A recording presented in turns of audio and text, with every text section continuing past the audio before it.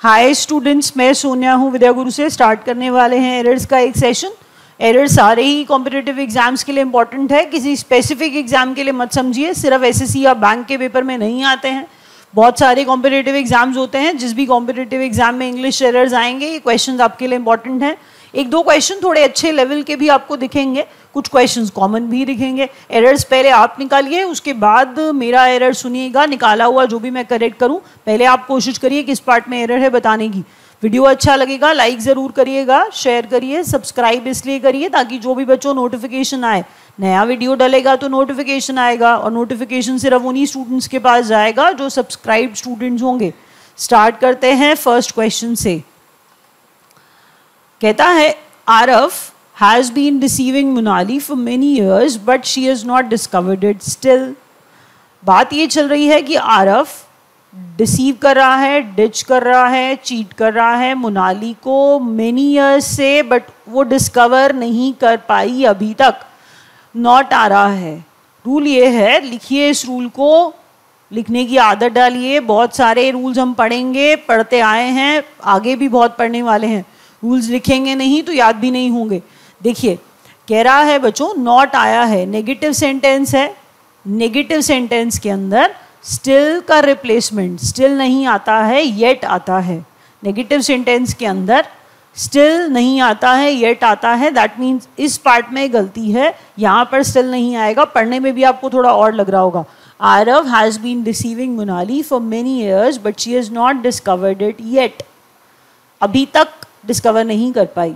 तो मैंने क्या कहा, याद रखिए पॉजिटिव सेंटेंस है, आप स्टिल लगा रहे हैं, मुझे कोई ऑब्जेक्शन नहीं है। मैंने कहा लेकिन अगर सेंटेंस नेगेटिव हो जाएगा तो आप नेगेटिव सेंटेंस के अंदर स्टिल नहीं लगाएंगे। तो आप लिखेंगे नॉट, प्लस डालिए, स्टिल डालिए, स्टिल के ऊपर क्रॉस मारिए और उसकी जगह पर लिखिए येट। ये रूल बन जाएगा, आपको शॉर्ट में याद भी रहेगा, रिविजन में आसानी होगी। मैं आपको स्टिल से सेंटेंसेस बना के बताती हूँ, क्योंकि क्लास में ऐसा ज़रूर होता है कि मैम फिर स्टिल से सेंटेंसेस बना के बताइए। तो सेंटेंस देखिए, कहता है I am still waiting for him to return. I am still waiting for him to return. देखिए सेंटेंस के अंदर कहीं भी नेगेटिविटी नहीं है, पॉजिटिव सेंटेंस है, इसीलिए स्टिल का इस्तेमाल किया है। कोई गलती नहीं है, it is absolutely correct. He still believes that he is a star. He still believes that he is a star. तो यहाँ पर सेंटेंस देखिए कितने अच्छे सेंटेंसेस कह क्या रहे हैं, क्लियरली बता रहे हैं पॉजिटिव सेंटेंस है, इसीलिए स्टिल का यूजेज बिल्कुल करेक्ट है। तो आपने याद रखना है, अगर कोई सेंटेंस नेगेटिविटी वाला है, ये रूल काफ़ी पॉपुलर रहा है प्रीवियस एग्जाम्स के अंदर। तो अगर नेगेटिव सेंटेंस नेगेटिविटी ले रहे हैं और उसमें स्टिल आ रहा है तो समझ जाइए गलती है, स्टिल की जगह पे आप येट लगा देंगे। Next question, there is no evidence to show that information technology secrets are more vulnerable in India than Britain और द यूएस। एरर कहाँ है, करेक्ट सेंटेंस मीनिंग एक बार सुनेंगे, बट करेक्शन ध्यान से सुनिएगा, आपको पता चल जाएगा एक बारी में सुनने से ही। There is no evidence to show that information technology secrets are more vulnerable in India than in Britain or the US। इसको ना मैं आपको दो तरीके से समझाने की कोशिश करती हूँ। पहले मैं मीनिंग से तो बाद में समझाऊंगी, पहले एक बार ज़रा सेंटेंस समझिए। मोर वल्नरेबल और दैन लिखा है, मोर वल्नरेबल और दैन लिखा है, तो इस सेंटेंस को हम दो पार्ट्स में डिवाइड करके पढ़ते हैं। समझ लीजिए ये एक सेंटेंस है, there is no evidence to show that information technology secrets are vulnerable in India, full stop. Next sentence कहता है there is no evidence to show that information technology secrets are vulnerable in Britain और the US. अगर मैं दो sentences इससे बना पाती हूँ तो क्या आप ये ऑब्जर्व कर पा रहे हैं कि मैं दोनों के अंदर ही इन लगाऊंगी, और एक्चुअल में ये है तो दो ही सेंटेंसेस। वल्नरेबिलिटी की बात हो रही है, कहाँ पर ज़्यादा वल्नरेबल है, कहाँ पर कम वल्नरेबल है। वल्नरेबल का मतलब होता है बच्चों वीक होना, जहाँ पर चीज़ें जल्दी लीक हो जाएंगी, प्रोन होंगी, हर्ट किया जाने का चांस ज़्यादा होगा, उसे वल्नरेबल कहते हैं। तो इस सेंटेंस के हिसाब से ज़रा मीनिंग देखिए, कहता है, अब ज़रा मीनिंग से पढ़ते हैं। पहले आपको मैंने 2 सेंटेंसेस बताए थे, 2 में आपको ये बताया कि information technology secrets are vulnerable in India. दूसरा सेंटेंस बच्चों इसी में से ही निकल के आ रहा है, ये मैं नहीं बना रही हूँ, ध्यान दीजिएगा। Information technology secrets are vulnerable in Britain और द यूएस। ऐसा तो नहीं कह सकते ना कि information technology secrets are vulnerable Britain और यूएस, नहीं, वल्नरेबल इन ब्रिटेन और द यूएस। इसका मतलब आप खुद देख पा रहे हो कि इन दोनों जगह लगा रहे हैं, कंपैरिजन हो रहा है, प्रेपोजिशन दोनों ही जगह पे आना चाहिए, यहाँ पर हम इन लगाएंगे। सिर्फ इंडिया में वल्नरेबल है नहीं, ब्रिटेन और यूएस में भी वल्नरेबल है। सुनिए ध्यान से, मैंने कहा इंडिया में वल्नरेबल है इंफॉर्मेशन टेक्नोलॉजी सीक्रेट्स, इंडिया में वल्नरेबल है नहीं, ब्रिटेन यूएस में भी वल्नरेबल है। तो वो इन मिसिंग है यहाँ पर।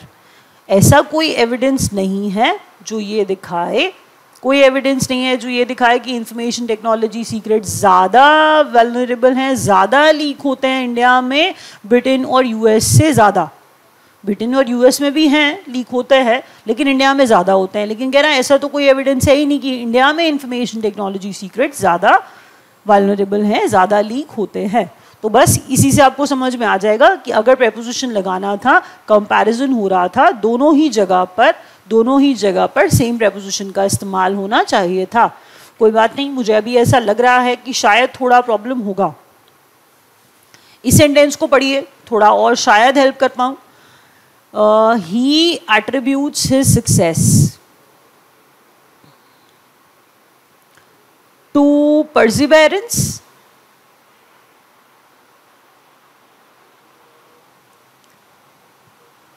not his parents। सेंटेंस बढ़िया है बट इनकम्प्लीट है, एरर है, ये भी आपको ही ढूंढना है, जरा ध्यान से देखिए। ही एट्रीब्यूट्स, ये एक ही वर्ड है, स्पेस आया है वो उसकी वजह से। He attributes his success to perseverance not his parents. Perseverance hard work है तो श्रेय दे रहा है, क्रेडिट दे रहा है, अपनी सक्सेस का क्रेडिट अपने हार्डवर्क को देता है, अपने पेरेंट्स को नहीं। अपनी सक्सेस का क्रेडिट एट्रीब्यूट करता है, श्रेय देता है अपने हार्डवर्क को, अपने पेरेंट्स को नहीं।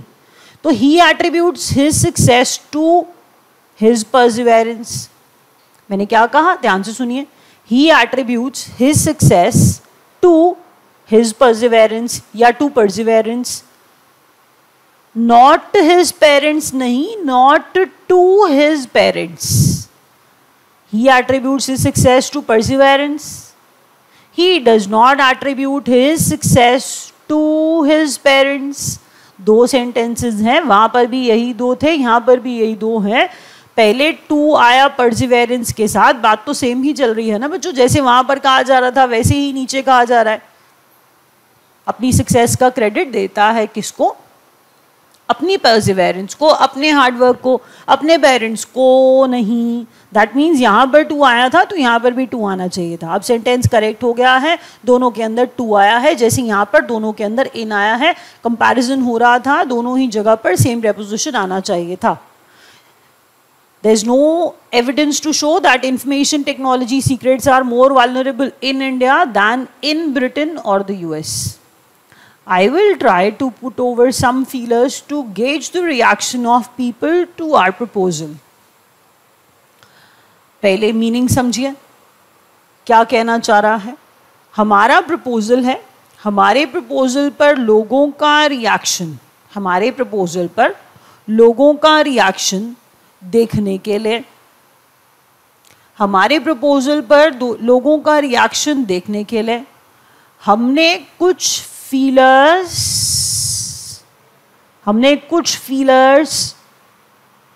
पब्लिश किए हैं, इशू किए हैं।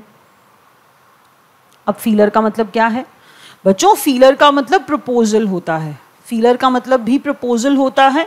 प्रपोजल है, बिल्कुल प्रपोजल है, कहता है कि हमारे प्रपोजल पर लोगों का रिएक्शन मापने के लिए, देखने के लिए, जानने के लिए कि कितना है, गेज करने के लिए हमने क्या इशू किए हैं, हमने फीलर्स इशू किए हैं। फीलर्स इशू किए हैं, फीलर्स फील वाले, फीलर्स फील वाले, तो फीलर्स इशू करना। तो इशू करने के लिए पहले तो एक फ्रेज होता है, that is not put over, that is put out. Put out का मतलब क्या होता है बच्चों? पुट आउट का मतलब होता है इशू करना। तो किसी की फील जानने के लिए जो इशू किए जाते हैं वो फीलर्स होते हैं। तो बात क्या चल रही थी? बात ये चल रही थी बच्चों, हमारे प्रपोजल पर लोगों का रिएक्शन गेज करने के लिए, जानने के लिए, मापने के लिए इशू किए हमने क्या? फीलर्स। और वो फीलर्स क्या है? मैंने क्या बताया था? I will try to put out some feelers to gauge the reaction. तो पुट आउट, पुट ओवर नहीं है, यहाँ पर फ्रेज क्या है? यहाँ पर फ्रेज पुट आउट है। तो आंसर क्या आया हमारा? Put out. पुट आउट का मतलब मैंने आपको क्या बताया था? इशू करना या फिर पब्लिश करना। पुट आउट का मतलब क्या था यहाँ पर बच्चों? इशू करना, बिल्कुल। और ये ध्यान रखिएगा कि पुट ओवर नहीं है, फ्रेज पुट आउट है, तभी मीनिंग वहां पर आएगा फ्रेज वाला। चलिए नेक्स्ट जरा क्वेश्चन पे जाते हैं, फटाफट से आगे बढ़ते हैं। नेक्स्ट क्वेश्चन क्या कह रहा है? नेक्स्ट क्वेश्चन कहता है scenes from the film had to be censored before it was released. Movie के सीन्स हैं जिनको रिलीज होने से पहले, मूवी के सीन्स हैं जिनको रिलीज होने से पहले क्या करना पड़ेगा? सेंसर्ड नहीं, सेंसर्ड करना पड़ेगा। अच्छा, अगर आपको याद आए कि सेंसर बोर्ड होता है, सेंसर बोर्ड होता है, सेंसर बोर्ड क्या करता है? दो वर्ड्स हैं, they are two different words. पहला वर्ड सेंसर, दूसरा सेंसर। सेंसर रिमूव वाला है, काटने वाला है, हटाने वाला है। सेंसर का मतलब होता है to blame, to blame, to condemn someone. तो यहाँ पर ब्लेम करने वाली कोई बात नहीं आ रही है। कह रहा है मूवी के सीन्स हैं, फिल्म के सीन्स हैं, जिन्हें क्या करना पड़ेगा? रिलीज से पहले काटना पड़ेगा। तो काटना पड़ेगा, काटने के लिए the other word we are suppose to use censored. तो scenes from the film had to be censored. Confusables हैं, एग्जाम में ऐसे एरर्स भी आते हैं जहाँ पर ग्रामेटिकल एरर नहीं होता है, एरर जो होता है वो वोकैबुलरी मतलब वर्ड्स वाला एरर आ जाता है। दो कंफ्यूजिबल्स इस्तेमाल कर लिए। याद रखिए, सेंसर है तो ब्लेम है, कंडेम है, अक्यूज है। सेंसर आना चाहिए था क्योंकि मूवी के सीन्स को सेंसर करते हैं। सेंसर बोर्ड क्या करता है? मूवी के सीन्स को हटा देता है। ऑब्जेक्शनेबल जो भी सीन्स होते हैं उन्हें हटा दिया जाता है, तो सेंसर आना चाहिए था। Since the two parties have each one the same number of seats, the minority party holds the balance of power. Meaning जानते हैं पहले? कहता है दो पार्टीज हैं, दो पार्टीज हैं जिन्हें सीट्स मिली, सेम नंबर ऑफ सीट्स मिली, वो दोनों क्या जीत गए? सेम नंबर ऑफ सीट्स जीत गए। दो पार्टीज हैं जिन्हें सीट्स मिली same number of seats, they won the same number of seats. लेकिन जो माइनॉरिटी पार्टी है, बैलेंस ऑफ पावर उसके पास है। दैट मीन्स, अब देखिए यहाँ पर थोड़ा प्रॉब्लम है, अब मुझे पक्का बताइए बच्चों को थोड़ा सा कन्फ्यूजन क्रिएट करेगा। पार्टीज दो नहीं है, पार्टीज तीन है। पार्टीज दो नहीं है, पार्टीज तीन है। अब आप कहेंगे तीन कहाँ से आ गई? बात ये चल रही है बच्चों, सपोज मैंने कहा ये एक पार्टी है, इसको सेम नंबर ऑफ सीट मिली 40-40, ये माइनॉरिटी पार्टी है क्योंकि इसको सीट मिली 20। हम कह रहे हैं अब दोनों को सेम सीट्स मिलने पर माइनॉरिटी जो पार्टी है उसके पास बैलेंस ऑफ पावर है। कैसे? अगर ये इसके पास आ गया तो ये पावरफुल, अगर ये माइनॉरिटी इसके पास चली गई तो ये पावरफुल। बात ये चल रही है। तो बैलेंस ऑफ पावर किसके पास है? माइनॉरिटी पार्टी के पास है। दो पार्टीज है, सेम नंबर ऑफ सीट्स मिली है, माइनॉरिटी पार्टी के पास बैलेंस ऑफ पावर है। बिकॉज वो बैलेंस ऑफ पावर इसलिए है या तो इसके पास जाएगी या तो इसके पास जाएगी, इसके पास जाएगी तो ये पावरफुल, इसके पास चली गई तो ये पावरफुल। बात ये चल रही है, since the two parties have won the same number of seats.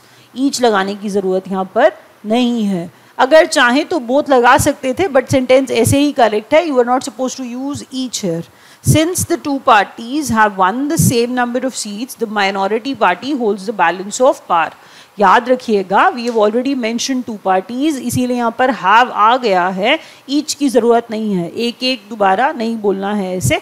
Each नहीं आएगा, ईच की कोई ज़रूरत नहीं है यहाँ पर। Despite some past experience with averse publicity, she is usually gracious to reporters. कहता है, पहले तो देखिए averse word इस्तेमाल किया है, publicity averse कह रहा है। publicity averse कैसे हो सकती है? पब्लिसिटी एवर्स नहीं होती बच्चों, पब्लिसिटी एडवर्स होती है। पहले मेरी बात सुनिए, मैं 2 वर्ड्स लिखती हूँ, फिर उसके बाद आपको डिफरेंस बताती हूँ।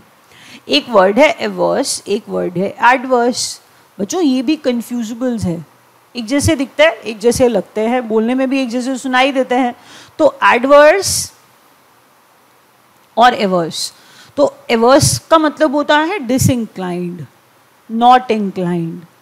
जिस चीज में आप इंटरेस्ट नहीं दिखा रहे हैं, कहता है you are not ready, you are not ready, that means not inclined, that means averse हो जाएगा वो। He is averse to getting up in the morning, he is averse to, averse के बाद टू आता है। एक बात और लिख लीजिए अगर कहीं प्रेपोजिशंस बनाते हैं तो, एवर्स के बाद टू आता है बच्चों, मैं कह रही हूँ he is averse to getting up in the morning. Averse to, किसी चीज़ के लिए आप रेडी नहीं हैं, किसी चीज़ के लिए आप इंक्लाइंड नहीं हैं, you are not ready for something, that is averse. Adverse का मतलब बच्चों अनफेवरेबल है। एडवर्स का मतलब क्या है? अनफेवरेबल है। अब अनफेवरेबल, अनफेवरेबल ये वर्ड इंपॉर्टेंट है यहाँ पर, which is not in favour. जैसे एडवर्स सर्कमस्टांसेस बोलते हैं, तो एडवर्स सर्कमस्टांसेस कैसे होते हैं? एडवर्स सर्कमस्टांसेस जो आपके फेवर में नहीं होते, उल्टा हो रहा होता है, गलत गलत हो रहा होता है।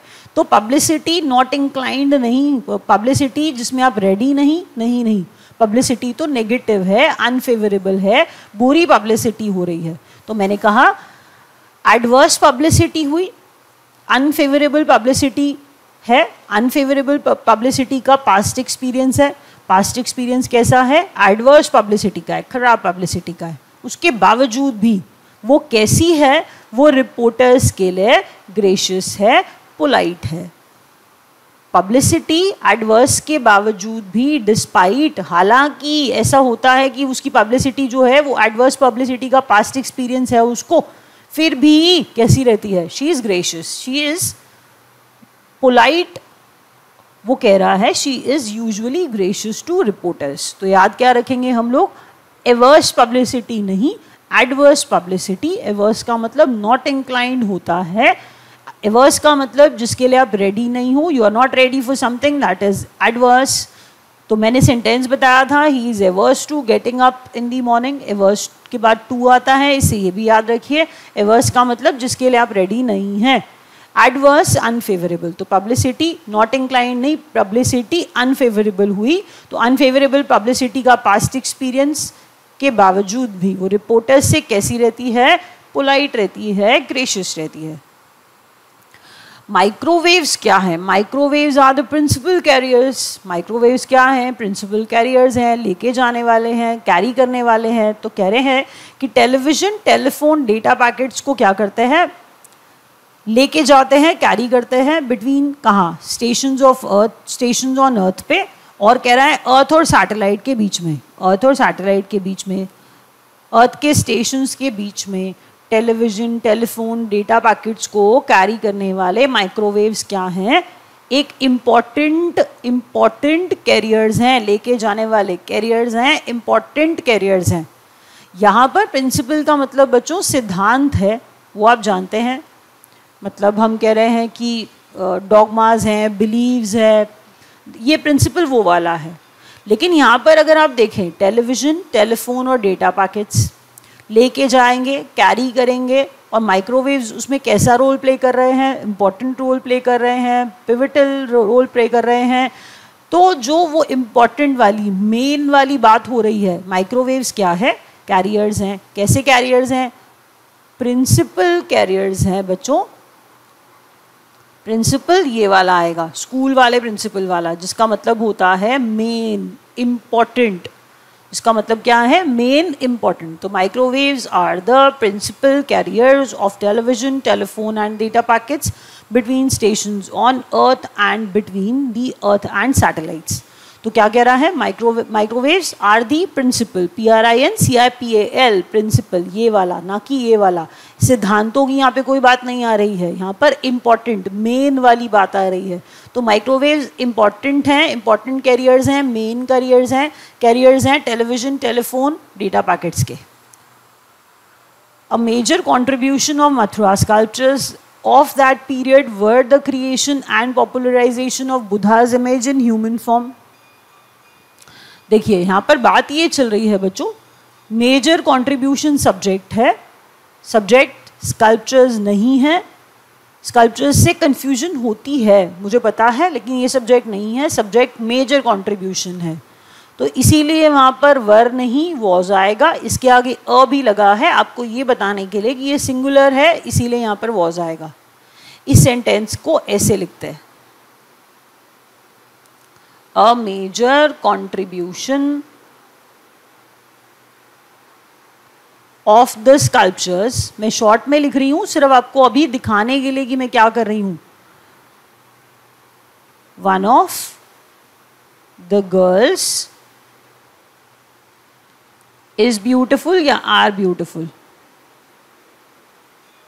यहां पर इज क्यों लगाया है? ऑफ गर्ल्स स्कल्पचर्स, ये भी प्लूरल है, ये ऑफ आया है. बात बहुत सारी लड़कियों की नहीं हो रही है. हम नहीं कह रहे हैं ये लड़कियां ब्यूटीफुल है, हम कह रहे हैं इन लड़कियों में से एक वन इज ब्यूटीफुल. वैसे ही स्कल्पचर्स की बात नहीं हो रही है. मेजर कंट्रीब्यूशन सब्जेक्ट है, ऑफ के पहले सब्जेक्ट है, मेजर कंट्रीब्यूशन सब्जेक्ट है जो कि सिंगुलर है, इसीलिए यहाँ पर वर नहीं वॉज आएगा. A major contribution of the sculptures was, one of the girls was, one of the girls is. क्यों? क्योंकि गर्ल्स है, सब्जेक्ट नहीं है, वन सब्जेक्ट है, स्कल्पचर सब्जेक्ट नहीं है, कंट्रीब्यूशन सब्जेक्ट है, इसीलिए वॉज आएगा. तो ये सिमिलैरिटी दिखाने के लिए सेंटेंस लिखा था. एक जैसे सेंटेंसेस लगेंगे कि a major contribution of the Mathura sculptures of that period was the creation and popularisation of Buddha's image in human form. याद रखिएगा सेंटेंस के अंदर सब्जेक्ट और वर्ब का अग्रीमेंट देखना बहुत ज़रूरी होता है, और ये एरर्स तो बहुत पॉपुलर वाले एरर्स हैं. मेजर कंट्रीब्यूशन के लिए यहाँ पर वॉज आया है. Next question, a terrific hue and cry was raised at the new tax proposals. Terrific, a terrific hue and cry, चीख पुकार मच रही है, बहुत ग्रेट साइज की, ग्रैंड, बड़ी सी चीख पुकार मच रही है. किसके खिलाफ? न्यू टैक्स प्रपोजल्स के खिलाफ. यही तो मीनिंग है इस सेंटेंस का. क्या कह रहा है? अब गवर्नमेंट ने शायद टैक्स बढ़ा दिया. हमने कहा टैक्स प्रपोजल्स के ऊपर क्या मच रहा है? चीख पुकार मच रही है, बहुत बड़ी, बहुत ज़्यादा. Terrific hue and cry was raised at the new tax proposals. अब ध्यान से देखिए, सेंटेंस बिल्कुल ठीक लगेगा, विश्वास करिए. बट अब प्रॉब्लम ये है, मैंने ना एक बात बोली और ध्यान से सुनिएगा. आप फेवर में नहीं हैं, टैक्स प्रपोजल्स के खिलाफ हैं, आप उसके अगेंस्ट हैं. जो ह्यू एंड क्राई, जो चीख पुकार मच रही है, वो उसके फेवर में नहीं है बच्चों, वो उसके अगेंस्ट है. तो इसीलिए at the new tax proposal नहीं आएगा, against the new tax proposal आएगा. और terrific hue and cry was raised against the new tax proposals. Meaning से ही समझ लेते तो भी आंसर आ जाता. आंसर क्या था? न्यू टैक्स प्रपोजल आया है, उसके अगेंस्ट ह्यू एंड क्राई है. ह्यू एंड क्राई फेवर में है क्या? Eight the new tax proposal है? नहीं, it is against the new tax proposal. इसीलिए यहाँ पर अगेंस्ट आना चाहिए. तो किसी चीज के खिलाफ terrific hue and cry. Would you like to come along with she and I on our next trip to Himalayas? तो यहाँ पर हम क्या कहना चाह रहे हैं? हम कह रहे हैं Would you like to come along with she and I on our next trip to the Himalayas? याद ये रखना है बच्चों, रूल क्या था? रूल ये है कि with एक preposition है. with क्या है? एक preposition है. prepositions जैसे in, on, at, for, from, सारे के सारे prepositions हैं. preposition के नाम में ना position आता है. that means जो preposition होंगे like on, like in, like of, like at, like for, like with, तो ये prepositions हैं because ये prepositions position दिखाते हैं. position दिखाने वाले words preposition है. याद ये रखना है बच्चों कि preposition के बाद object आता है, objective case आता है. अब बच्चे बोलते हैं मैम ऑब्जेक्टिव केस क्या होता है? तो बच्चों जैसे शी सब्जेक्ट है तो हर उसका ऑब्जेक्ट है, आई सब्जेक्ट है तो मी उसका ऑब्जेक्ट है, ही सब्जेक्ट है तो हिम उसका ऑब्जेक्टिव फॉर्म है. अगर मैं बोलूँ वी तो वी सब्जेक्ट है, अस क्या है? उसका ऑब्जेक्टिव फॉर्म है. दे सब्जेक्ट है तो देम क्या है? उसका ऑब्जेक्टिव फॉर्म है. तो ऐसे याद रखिए, बस इतना याद रखिए कि सब्जेक्ट नहीं आता है, ऑब्जेक्ट आता है. That means would you like to come along with आया है, विद प्रेपोजिशन है, प्रेपोजिशन के बाद ऑब्जेक्ट लगाते हैं, इसीलिए यहाँ पर शी नहीं आएगा, यहाँ पर आई नहीं आएगा, यहाँ पर हर आएगा और यहाँ पर मी आएगा. अब यहाँ पर बच्चे ज़रूर ऐसा करते हैं कि आधे में हर कर देते हैं, along with her and I. ऐसा नहीं होता है. अगर सब्जेक्टिव किया है तो पूरा सब्जेक्टिव करना है, अगर ऑब्जेक्टिव किया है तो पूरा ऑब्जेक्टिव करना है. ऐसा नहीं हो सकता है विद के बाद हर एंड मी आएगा, दोनों ही चेंज होंगे. ऐसा नहीं है कि अब आधा आधा चेंज करें, याद रखिएगा. और इसको दूसरे तरीके से पढ़िए, would you like to come along with us. अगर मैं इन दोनों को जोड़ के पढ़ूँ बच्चों तो क्या मैं ऐसा बोल सकती हूँ, would you like to come along with us. तो शी एंड आई को मैं अस से रिप्लेस कर सकती हूँ. यहाँ पर आएगा नहीं अस. जिस फॉर्म में एग्जामिनर ने क्वेश्चन दिया है आपको उसी फॉर्म में रिप्लेस करना है. आप उसको पूरा हटा के अस नहीं कर सकते. मिनिमम मॉडिफिकेशन के साथ एरर निकालना है. बस जो लिखा है सब्जेक्टिव फॉर्म में उसे ऑब्जेक्टिव फॉर्म में कर दीजिए, क्योंकि विद प्रेपोजिशन के बाद में ऑब्जेक्ट्स ही आते हैं. तो आपको ये पता चला कि विद के बाद अस आ रहा है. आप ये नहीं कह सकते हो would you like to come along with we. नहीं, दैट्स नॉट पॉसिबल. इसका मतलब आप खुद ही कह रहे हो कि आप सब्जेक्ट नहीं लगाते हैं, ऑब्जेक्ट लगाते हैं, तो अस नहीं आएगा. जो सब्जेक्ट दिया है उसी को रिप्लेस करके हर एंड मी लगा दिया. ये सिर्फ आपको समझाने के लिए था कि विद प्रेपोजिशन है, उसके बाद ऑब्जेक्ट आना चाहिए बच्चों, और ऑब्जेक्ट इसी फॉर्म में आएगा जो दिए हुए हैं. शी की जगह पे हर, आई की जगह पे मी. रिविजन के बिना तो बंद नहीं कर सकती हूँ, आपको पता है, दैट्स माई हैबिट. रिविजन ज़रूरी है, नहीं तो आप भूल जाएंगे. काफ़ी लंबा हो जाता है तो फिर पहले ही चला जाता है दिमाग से. स्टार्ट करते हैं जल्दी से. नेगेटिव सेंटेंसेस के अंदर स्टिल नहीं आता. नेगेटिव सेंटेंसेस के अंदर स्टिल की जगह पे स्टिल का रिप्लेसमेंट येट लगाना होता है. पॉजिटिव सेंटेंसेस में स्टिल लगाइए, मुझे कोई प्रॉब्लम नहीं है. तो नेगेटिव सेंटेंसेस के अंदर येट लगाएंगे. नेक्स्ट रूल पढ़ाया था, कंपैरिजन हुआ था, प्रेपोजिशन लगाया था. इंडिया से पहले तो ब्रिटेन से पहले भी प्रेपोजिशन आना चाहिए था, क्योंकि ये दो अलग अलग सेंटेंसेस थे. वल्नरेबल इन इंडिया था और नेक्स्ट सेंटेंस था बच्चों vulnerable in Britain. Next sentence में आपको लिख के भी बताया था कि टू परसिवेरेंस है तो नॉट टू हिज पेरेंट्स ही आएगा, नॉट हिज पेरेंट्स नहीं आएगा. तो प्रेपोजिशन दोनों ही जगह पे लग रहे हैं. कंपैरिजन हो रहा है, दोनों जगह पर प्रेपोजिशन लगाइए, मोर के बाद भी और दैन के बाद भी. थर्ड क्वेश्चन में पुट आउट आना चाहिए था, वो फ्रेज गलत लिखा हुआ था, वर्ब फ्रेज गलत था. पुट ओवर नहीं, पुट आउट आना चाहिए था. पुट आउट का मतलब बच्चों इशू करना होता है. कहता था, सेंटेंस कह रहा था कि हमारे प्रपोजल पे लोगों का रिएक्शन गेज करने के लिए, मेजर करने के लिए हमने कुछ फीलर्स इशू किए हैं, पब्लिश किए हैं. तो पुट आउट का मतलब होता है इशू करना या फिर पब्लिश करना. पुट आउट का एक मतलब और भी होता है बच्चों, एक्सटिंग्विश करना. जैसे फायर, आग को बुझाना, तो फायर को एक्सटिंग्विश करना. सीन्स को काटना था, इसीलिए सेंसर नहीं सेंसर करना था. सेंसर काटना, रिमूव करना. सेंसर का मतलब ब्लेम करना होता है. यहाँ पर ईच नहीं आएगा, since the two parties have won the same number of seats. Each की ज़रूरत नहीं थी. नेक्स्ट सेंटेंस, एवर्स पब्लिसिटी नहीं, एडवर्स पब्लिसिटी है, खराब पब्लिसिटी है, अनफेवरेबल पब्लिसिटी है. एवर्स का मतलब क्या था, नॉट इंक्लाइंड, जिसके लिए आप रेडी नहीं हो. Microwaves are the principal carriers. तो पढ़ने में, सुनने में सब कुछ ठीक लगेगा, क्योंकि ये तो बिल्कुल ही सिमिलर जैसे लगते हैं प्रिंसिपल. बढ़िया वाले कन्फ्यूजिबल्स हैं. तो प्रिंसिपल सिद्धांतों वाला है, बिलीव्स वाला है. यहाँ पर वो वाले प्रिंसिपल की ज़रूरत नहीं है. यहाँ पर कैरियर्स लेके जाने वाले हैं. तो जो कैरियर्स जो लेके जाने वाले हैं वो इम्पॉर्टेंट है. माइक्रोवेव्स क्या है, microwaves are the principal, main, important, pivotal carriers. Major contribution singular था. मथुरा स्कल्प्टर्स जो था वो हमारा सब्जेक्ट नहीं था. सब्जेक्ट हमारा मेजर कंट्रीब्यूशन है जो कि सिंगुलर है, इसीलिए वॉज आया था. टेरिफिक ह्यू एंड क्राई, एक हम कह रहे थे कि चीख पुकार मच गई. क्यों मच गई, किस बात पर, नए टैक्स प्रपोजल के खिलाफ. तो वो खिलाफ है, अगेंस्ट है, इसीलिए at the new tax proposal नहीं, against the new tax proposal आया. Would you like to come along with, तो विद आया प्रेपोजिशन. प्रेपोजिशन के बाद लगाते हैं ऑब्जेक्ट. ऑब्जेक्ट आएगा, इसीलिए शी की जगह पे हर आया और आई की जगह पे मी आया. रैप अप कर रहे हैं बच्चों. Thank you so much.